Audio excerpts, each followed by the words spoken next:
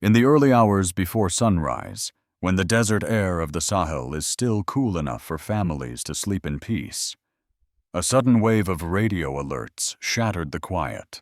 Sirens echoed across small towns in northern Burkina Faso as worried parents pulled their children indoors and elderly neighbors whispered prayers for safety. Among them was a retired farmer named Yarrow, who held his grandson close after hearing distant gunfire roll across the dunes like thunder. He had lived through decades of hardship, but he said he had never felt the land tremble with fear the way it did that night. Moments later, reports surfaced claiming that the new crisis gripping the Sahel was not random at all. According to early intelligence leaks, the attacks appeared calculated, timed, and strangely coordinated, almost as if someone studied the region's vulnerabilities with precision. For many Americans watching from afar, especially those who lived through eras of political tension and global conflict, stories like this stir a familiar sense of concern. They remind us how fragile peace can be, and how quickly innocent families can find themselves trapped in the middle of forces they cannot see. If hearing moments like these makes you stop for a second and think about the value of safety and stability, then stay with this story, because understanding the truth matters now more than ever. Burkina Faso, Mali, and Niger have been fighting for stability, yet this new wave of unrest feels different. Homes have been burned, villages disrupted, and entire communities left wondering who is truly responsible. As the first rays of sunlight fell on the damaged villages, one question echoed across the region and far beyond its borders. If this crisis did not rise naturally from within the Sahel, then who is standing in the shadows shaping it? And why now, at a moment when millions simply want a chance to live in peace? The truth may be more unsettling than anyone expects. The truth behind the first wave of attacks began to unfold as investigators moved through the damaged villages in northern Burkina Faso. What they found shocked even the most experienced members of the security forces. 3 separate armed groups had struck 5 villages more than 100 miles apart, all within the same hour. This level of precision was unheard of in a region where most militant groups rely on unpredictable hit-and-run tactics. The attackers used encrypted communication devices rarely seen in West Africa, and several of the rifle parts collected at the scene bore foreign markings that did not match local smuggling networks. Under the soft morning light, villagers gathered around the remnants of burned homes, pointing to unfamiliar tire tracks that seemed to come from an unregistered path leading toward the Niger border. Satellite images later confirmed signs of multiple vehicles that had crossed the area only hours before the attacks. Local authorities reported that 42 civilians and 17 soldiers were affected, while more than 370 homes were damaged or destroyed. Yet the most disturbing detail was the intentional sabotage of water wells in 2 separate villages. Containers filled with engine oil were discovered nearby, suggesting that the attackers wanted to make long-term survival impossible. A grandmother named Kadiatu described how she grabbed her 2 grandchildren and hid behind an old cart as gunmen moved through the village, speaking in accents she had never heard. She said the attackers moved with discipline, not like bandits, but like men following strict orders. Her testimony was echoed by several survivors who reported seeing tactical hand gestures and coordinated movements that felt foreign to the region. As investigators continued to gather evidence, another layer of suspicion emerged. The timing of the attacks came only days after Ibrahim Traoré announced a new initiative aimed at reducing foreign control over Burkina Faso's natural resources. His decision to tighten mining regulations had angered several powerful groups, both inside and outside the country. Analysts pointed out that disruptions often occur shortly after government's attempt to reclaim economic autonomy. Whether this was coincidence or retaliation was still unclear, but the pattern was difficult to ignore. For the people living in the affected villages, the political implications mattered little compared to the immediate pain of displacement. More than 11,000 residents abandoned their homes in search of safer ground.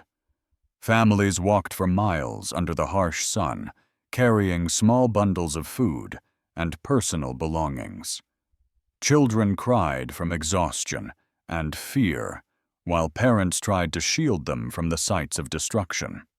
Amid the chaos, a shop owner named Mariama explained how she lost everything she had built over 10 years. She said she had survived 3 previous waves of instability, but had never seen attackers with such advanced weapons. Her voice trembled as she described how her small store, once filled with everyday goods for her neighbors, burned to the ground in minutes. Her story resonated with many American viewers who understand the weight of losing a lifetime of work in a single night. As details continued to surface, international analysts began weighing in. Some compared the event to historical proxy conflicts, where external players secretly fueled violence to influence political outcomes. Others warned that destabilizing Burkina Faso at this moment could serve the interests of actors who feared the rise of the Sahel alliance. Yet despite growing speculation, officials refused to release the full set of intelligence findings, leaving the public with only fragments of the truth. If this crisis has made you reflect on the vulnerability of ordinary families caught between powerful forces, consider sharing your thoughts so others can see the human cost behind these events. Voices matter, especially when truth is still unfolding. As the investigation deepened, one troubling question grew larger with every new piece of evidence. The weapons, the timing, the coordination, the foreign accents, the destroyed wells, the strategic targeting of villages near mineral-rich areas. All of it pointed to a disturbing possibility. If these attacks were not born from local insurgency, then what force engineered them from outside the Sahel? And what exactly triggered this sudden escalation? The answer to that question would soon reveal the turning point of the crisis. The turning point of the crisis arrived when a confidential security memo began circulating among senior officials in Ouagadougou. Although the government did not publicly acknowledge the document, several reliable insiders confirmed that it described a network of foreign links connected to the sudden rise in violence. According to those who reviewed the memo, the attacks were not simply the work of armed groups seeking territorial advantage. Instead, they appeared to be part of a coordinated strategy backed by external interests that felt threatened by recent political and economic changes in Burkina Faso. The memo referenced a suspicious transfer of more than $2.4 million that moved through offshore accounts less than 2 weeks before the attacks. It also detailed a series of undisclosed meetings between opposition-aligned businessmen and foreign advisors who had previously expressed frustration with Ibrahim Traore's push to reduce foreign influence over key industries. Although the document did not name specific countries, it included enough coded language for analysts to suspect involvement from groups operating far beyond West Africa. News of the leaked memo spread quickly among the public. Crowds began forming near government offices, demanding clarity and accountability. Many people were already emotionally drained from the destruction, but the idea that the suffering of ordinary families might have been engineered by powerful outsiders fueled a new wave of anger. Older citizens, especially veterans who had lived through earlier decades of interference, expressed a deep sense of betrayal. They believed the crisis was a reminder that the Sahel's stability, was still vulnerable to outside manipulation. Their frustration grew louder when a respected retired officer, Captain Issoufou, appeared on a local broadcast, explaining that some of the tactics used in the recent attacks matched patterns he had seen in other regions, where foreign mercenaries played a disruptive role. His statement alarmed many viewers, particularly elderly Americans who watched the coverage from afar and remembered similar patterns during proxy conflicts of the Cold War. As public concern escalated, the government called for an emergency meeting involving the leadership of Burkina Faso, Mali, and Niger. The room was tense, filled with military officials, intelligence officers, and political advisors who understood the stakes.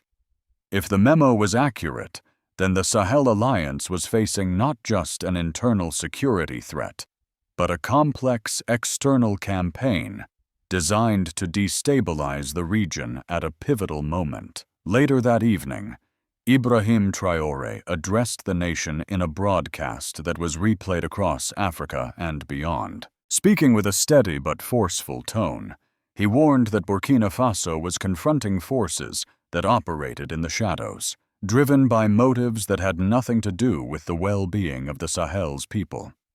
He assured citizens that the government would not bend to pressure, and that their fight for sovereignty was just beginning. His speech resonated deeply with older viewers who valued strength and clarity from national leaders. The reaction across villages and towns was immediate. Some people gathered to pray for safety, while others marched through the streets, carrying signs calling for truth and unity.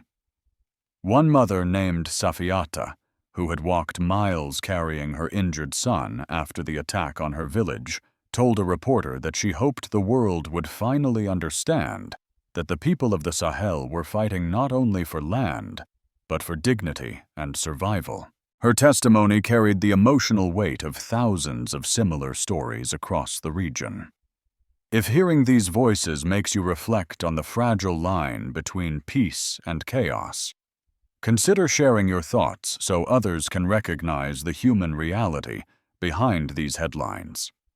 It is in moments like these that simple acts of compassion and awareness make a difference. As pressure mounted, analysts around the world warned that the crisis could escalate further if the truth behind the memo was not addressed. Commentators on American networks debated whether the destabilization was part of a larger struggle over natural resources, influence, or geopolitical leverage. Each theory added another layer of uncertainty. Yet amid the speculation, one disturbing question remained at the center of the unfolding crisis. If these attacks were indeed planned by forces operating far outside the Sahel, then what objective were they pursuing? And how far were they willing to go to achieve it? The answer would shape not only the future of Burkina Faso, but the future of the entire region. As the days passed after the coordinated attacks, the true weight of the crisis began to settle over Burkina Faso like a slow-moving shadow. Families who had survived the violence woke each morning with the heavy realization that their homes, farms, and schools were now gone. More than 18,000 people left their villages in a single week, creating one of the fastest displacement surges the region had seen in years. Long lines of men, women, and children walked along dusty roads, carrying small bags filled with whatever they could gather before fleeing. Some carried blankets, others carried pots or pieces of clothing, but most simply held hands tightly, trying to stay together in the uncertainty. Aid stations in several towns quickly reached capacity, forcing families to sleep under open skies. Doctors reported rising cases of dehydration, especially among children who had walked miles without access to clean water after the attackers destroyed or poisoned local wells. One father named Bubakar explained that he had carried his 5-year-old daughter on his shoulders for nearly 10 miles because she was too weak to walk. He said he did not know what future awaited them, but he hoped that one day she would grow up in a land where guns did not decide the fate of everyday people. For many Americans watching from afar, especially those old enough to remember past humanitarian crises, these stories of suffering touched a familiar nerve. They saw the faces of parents protecting their children, grandparents trying to stay strong for their families, and communities struggling to hold on to dignity. These human realities were not numbers or statistics. They were echoes of the same hopes and fears shared by families everywhere.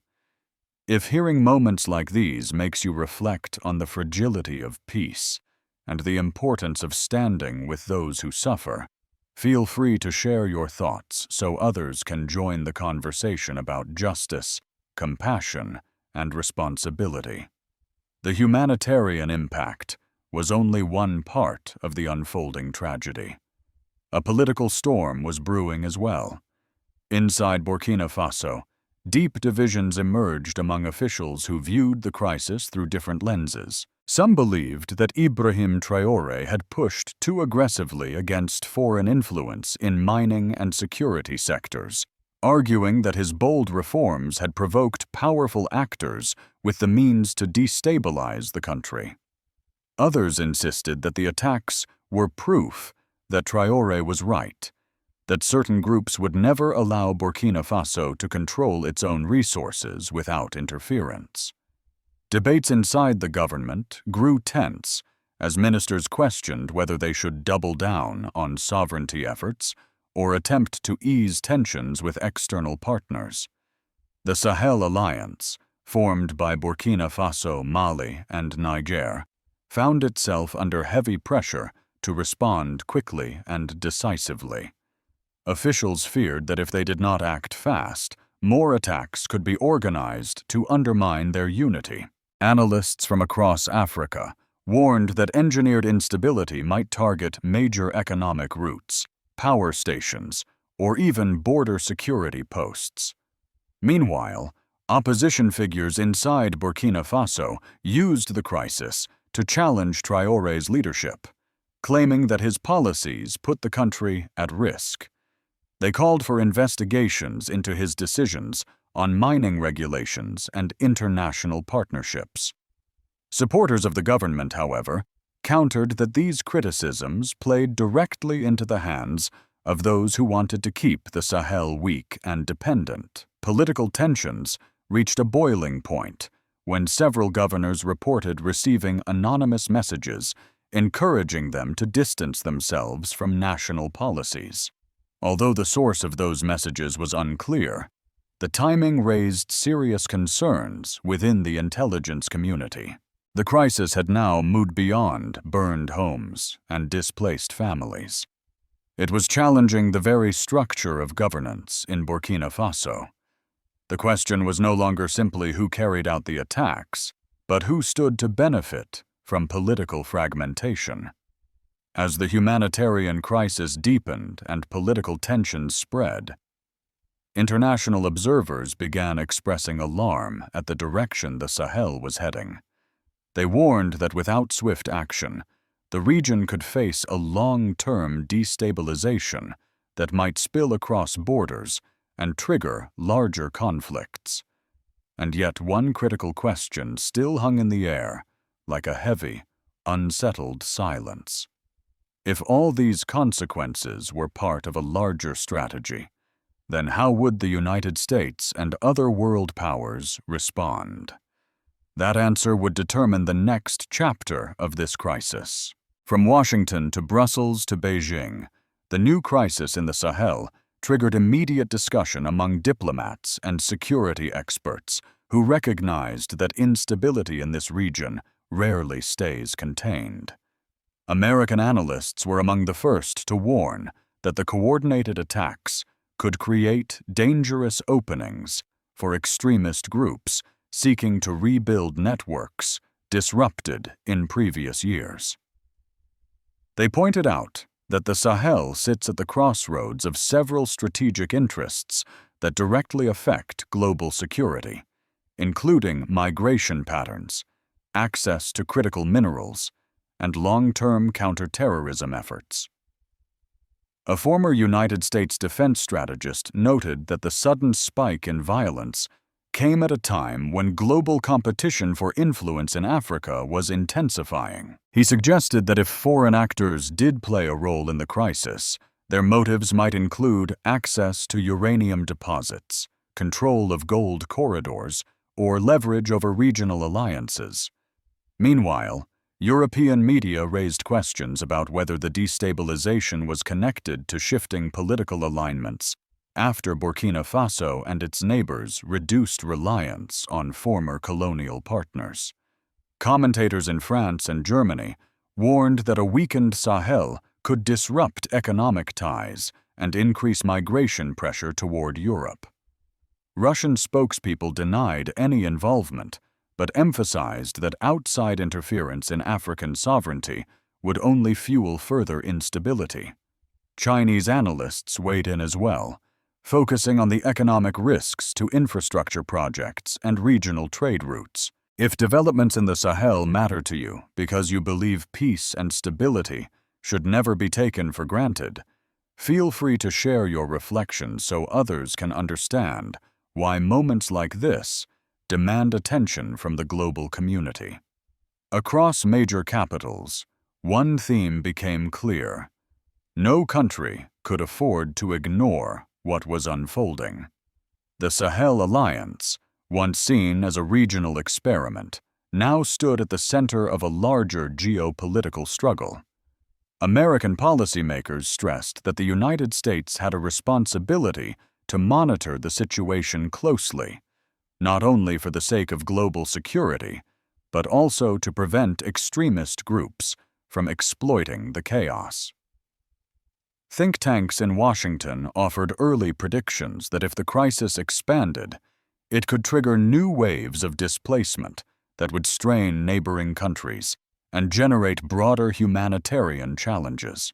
Yet despite the flurry of statements, one pressing question remained unanswered and weighed heavily on leaders across the world.